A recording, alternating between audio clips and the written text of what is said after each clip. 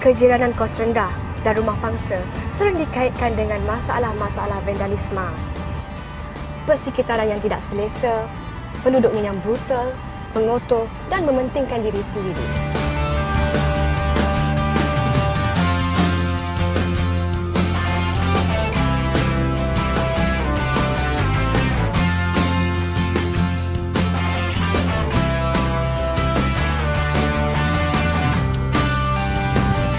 Zaman dah berubah, Beb.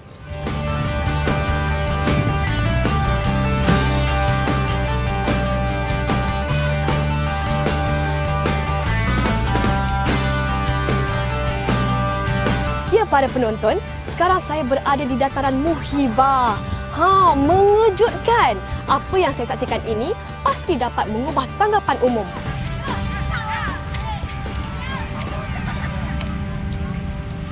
Gempak, Beb.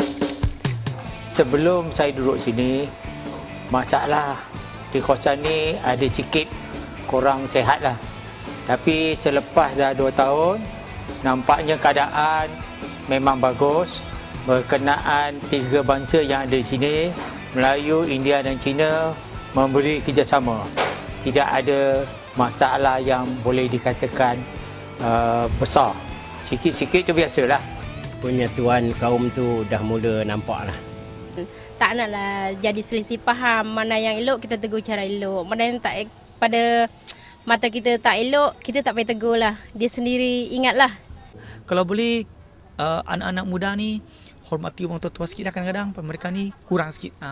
Budak-budak muda yang mana belasan tahun, kita pun ada bimbing dia untuk mengadakan pertandingan bola sepak di luar.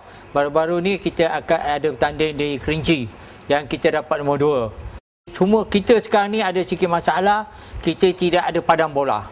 Mengikut kajian yang kami dapati, kita begitu daif, kita begitu kurang, kita begitu lemah dalam pembangunan tempat-tempat kemudahan asas yang bersifat kemudahan riadah, kemudahan rekreasi, kemudahan sukan dan kemudahan pendidikan setempat.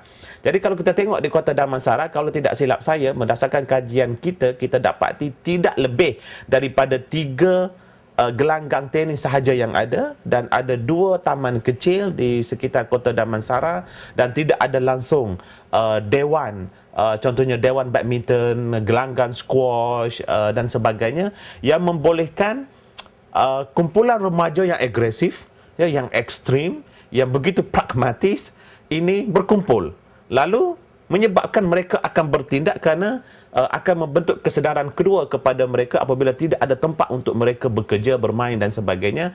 Akhirnya kemungkinan mereka juga akan menjadi pemusnah kejiranan.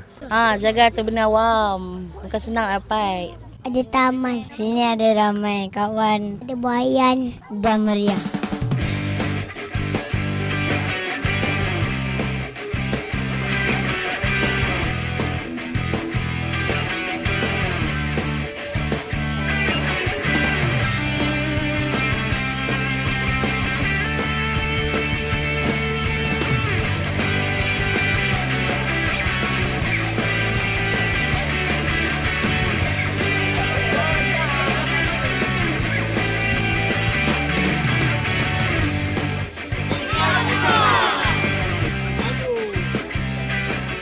Bumi Hijau ni yang sebetulnya kita adakan 3 bangsa, Melayu, India dan Cina. Jadi nampaknya dah lebih kurang 7 bulan berjalan dengan baik. Bukan bermakna tadi kita dalam bandar ni tak ada bumi hijau. Walaupun kita duduk flat, tetapi kita ada tempat untuk tanam sayur supaya mereka dapat makan ataupun sebaliknya. Jadi biasanya bumi hijau selalu kampung. Jadi ini dalam bandar. Sayur semua tanam, kacang banyak, apa-apa pun tanam lah. Boleh makan cukup lah. Bagaimana kita nak memastikan bahawa perpaduan ini terus wujud. Bukan sebab dia dah wujud satu masa dulu, kita ambil benda tu ikut formula yang sama. Sebab dulu kita wujudkan kejiranan ni sebabkan kalau kita ambil sebelum merdeka, kita berpadu ni untuk mendapatkan kemerdekaan. Dan selepas kemerdekaan, kita ada masalah jenayah pula di kawasan perumahan, kita wujudkan SRS skim rondaan sukarelawan melalui IKT. Sekarang ni mungkin ada keperluan-keperluan lain pula.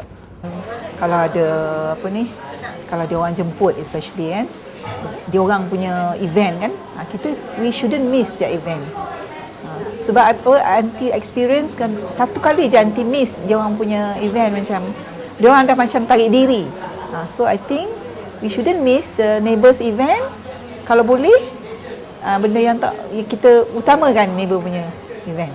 Kalau benda ni tak dapat disambung, tak ada kesinambungan, tu memang tak baiklah kan. Jadi kalau semuanya cuma mengasingkan diri duduk dalam rumah sendiri, tak berani nak menegur siapa jiran, saya rasa masalah lah. Memang tak bagus lah. Sebab apa, jiran ni memang dituntut 40 jiran mesti kita tahu. Kita mesti ambil tahu.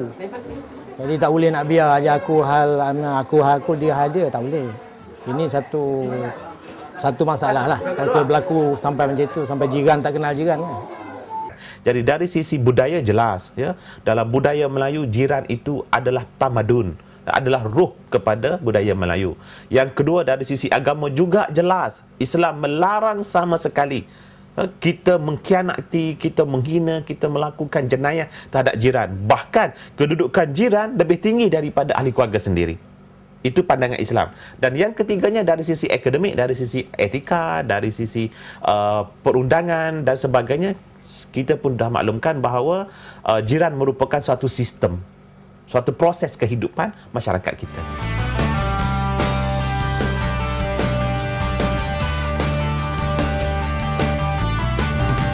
Kak, ni untuk akak ya. Apa ni? Apalah, oleh-oleh sikit je. Alah, buat susah je lah. Terima kasih ya Kak, tengokkan rumah saya. Alah, tak apa. Kita kan jiran. Kalau kecil je tu. Terima kasih Kak. Semakin maju sesebuah negara, semakin tinggi tamadun bangsa dan nilai budayanya. Semoga paparan Minda pada minggu ini dapat membina budaya kejiranan yang lebih baik, saling menjaga keharmonian dan memupuk semangat perpaduan, menghormati jiran samalah seperti menghormati diri kita sendiri. Minda, ajakan paradigma remaja Malaysia. Pastikan anda setia bersama Minda, Anjakan Paradigma Remaja Malaysia. Saya Noris Ali, salam Minda.